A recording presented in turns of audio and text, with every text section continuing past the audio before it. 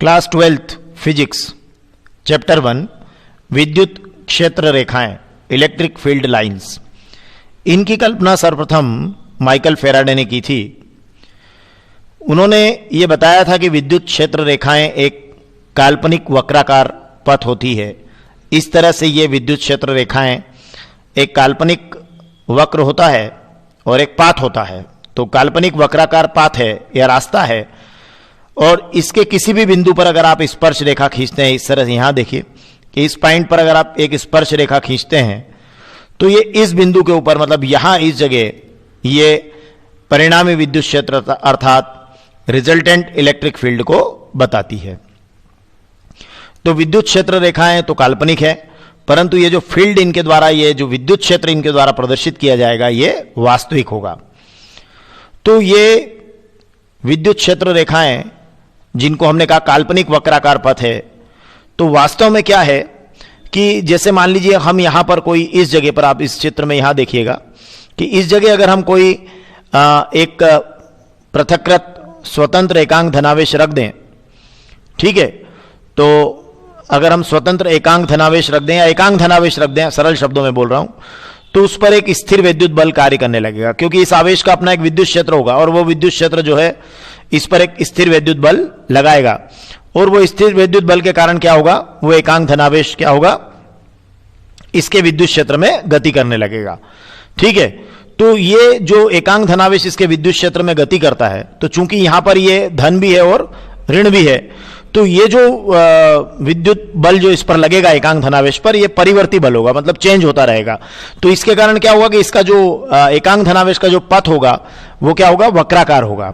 इसीलिए हमने कहा कि ये काल्पनिक वक्राकार पथ है, क्योंकि जो जिस पर एकांक धनावेश गमन कर सकता है, क्योंकि एकांक धनावेश को यहां से ये एक स्थिर विद्युत प्रतिकर्षण बल लगेगा और इधर ये स्थिर विद्युत आकर्षण बल लगेगा, तो इस तरह से ये यहां होते हुए एकांक धनावेश इस तरह से गति करेगा।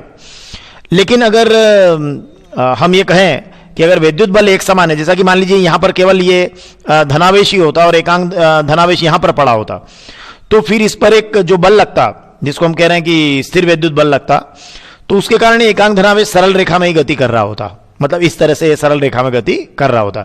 परंतु यहां इस एकांक धनावेश की जो गति है वो सरल रेखा में नहीं है, बल्कि गति क्या है, वक्राकार है। तो ये जो विद्युत बल रेखा है ये एक्चुअली काल्पनिक वक्राकार पथ है, ठीक है ना, और काल्पनिक वक्राकार पथ है, और इनके द्वारा जो प्रदर्शित विद्युत क्षेत्र है वो क्या है, वास्तविक है। और डेफिनेटली जब ये हम देखते हैं तो ये धनावेश से शुरू होती है और कहां खत्म हो रही, देखिए आप ऋणावेश पर, देखिए धनावेश से शुरू होती है ऋणावेश पर समाप्त, इधर देखिए ये धनावेश से शुरू ऋणावेश पर समाप्त, इधर देखिए धनावेश से शुरू और ऋणावेश पर समाप्त हो रही है। फिर एक खास बात आप जो देख रहे हैं कि ये जो लंबाई के जो, ये देखिए यहां से भी आप इस तरह से ले सकते हैं, धनावेश से शुरू और ऋणावेश से पर समाप्त। अब ये आप देख रहे हैं कि ये जो विद्युत बल रेखाएं हैं ये क्या हो रही है कि ये धनावेश से शुरू हो रही है और ऋणावेश पर समाप्त हो रही है, ठीक है। और यहां देख रहे हैं कि ये लंबाई के, ये देखिए अगर इसकी लंबाई है तो इसके लंबवत आप देखिए, तो ये यहां इस तरह से ये लंबाई के लंबवत क्या हो रहा है, ये लंबाई के लंबवत क्या हो रहा है, दूर जाने का प्रयास कर रही है। तो इससे भी एक निष्कर्ष निकलता है कि जो मान लीजिए सपोज यहां पर एकांक धनावेश है, तो फिर ये इस तरह से उसको क्या कर रहा है, प्रतिकर्षित कर रहा है, ये जो धन है उसको क्या करता है, प्रतिकर्षित करता है, ये जो धनावेश है। तो इसका मतलब ये है कि ये जो सजातीय आवेश होते हैं उनमें प्रतिकर्षण होता है, इससे ये बात भी प्रूव होती है। तो ये लंबाई के लंबवत एक दूसरे से दूर हटने का प्रयास करती है, और इससे हम एक अंदाजा लगाते हैं कि सजातीय आवेशों में क्या होता है, प्रतिकर्षण होता है। और साथ ही अगर आप लंबाई के अनुदिश देखें, देखिए यहां पर ये, तो आप देख रहे हैं कि ये जो लंबाई के अनुदिश जो है ये मतलब लंबाई में सिकुड़ने का प्रयास कर रही है, ऐसे पास पास आती है ना, जैसे खींची गई कोई लचकदार डोरी होती तो वो क्या होता है, ये लंबाई के अनुदिश क्या होती है, वो पास पास आती है। तो इससे भी पता चल रहा है कि ये यहां पास में आने का मतलब ये है कि जो एकांक धनावेश है वो इस तरह से अगर पास में आ रहा है, तो इसका मतलब ये है कि हम कह सकते हैं विजातीय आवेशों में, मतलब प्लस माइनस में क्या होता है, आकर्षण होता है।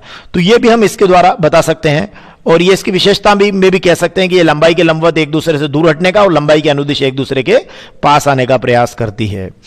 और अगर एकल आवेश है, मान लीजिए जैसे इस तरह से देखिए एकल आवेश है, तो उस स्थिति में जो क्षेत्र रेखाएं हैं वो क्या होगा, या तो देखिए या तो इस तरह से एकल आवेश हो सकता है या इस तरह से हो सकता है, ठीक है ना।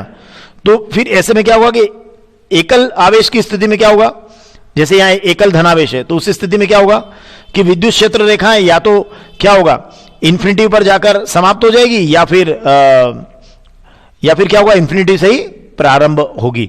तो ऐसे में हम बता सकते हैं कि एकल आवेश की स्थिति में क्षेत्र रेखाएं या तो अनंत से प्रारंभ होगी या अनंत पर समाप्त होगी। और दूसरी महत्वपूर्ण बात आपको यहां दिखाई दे रही होगी कि ये जैसे ये देखिए, ये दो क्षेत्र रेखाएं हैं, तो ये एक दूसरे को नहीं काट रही है। देखिए यहां पर ये कभी भी नहीं काटती है। अब उसका कारण क्या है कि ये कभी भी नहीं काटती है? तो हमने देखा कि इसके किसी भी बिंदु पर अगर आप स्पर्श रेखा खींचते हैं तो उस बिंदु पर क्या बताती है, वो रिजल्टेंट इलेक्ट्रिक फील्ड, मतलब परिणामी विद्युत क्षेत्र बताती है। और परिणामी विद्युत क्षेत्र याद रखिएगा किसी भी बिंदु पर एक ही होता है ना, वो एक से अधिक नहीं होते। तो फिर ये जो दो क्षेत्र रेखाएं एक दूसरे को क्यों नहीं काटती, इसका भी हम थोड़ा सा जवाब देख लेते हैं। कि सपोज मान लीजिए हमारे पास में यहां दो क्षेत्र रेखाएं हैं और हम मान रहे हैं कि एक दूसरे को काटती है। तो ये क्षेत्र रेखा नंबर 1 है, देखिए रेड में, और ये देखिए ब्लू में, ये आपकी क्षेत्र रेखा नंबर 2 है। और सपोज ये ओ बिंदु पर एक दूसरे को काट रही है, ठीक है। तो अब कटान बिंदु पर क्या होगा, आपको पता है कि ये क्षेत्र रेखा का ये वाला बिंदु और ये वाला बिंदु, मतलब ये बिंदु दोनों में है ना, ये कॉमन है। तो यहां पर क्या होगा कि इस रेड वाली जो आप क्षेत्र रेखा देख रहे हैं, इसकी स्पर्श रेखा यहां है, ठीक है। मतलब ये जो रेड वाली लाइन है बता रही है कि परिणामी विद्युत क्षेत्र यहां है, और जो ब्लू वाली लाइन है उसकी स्पर्श रेखा ये यहां है। मतलब ब्लू वाली लाइन ये बता रही है कि परिणामी विद्युत क्षेत्र यहां है।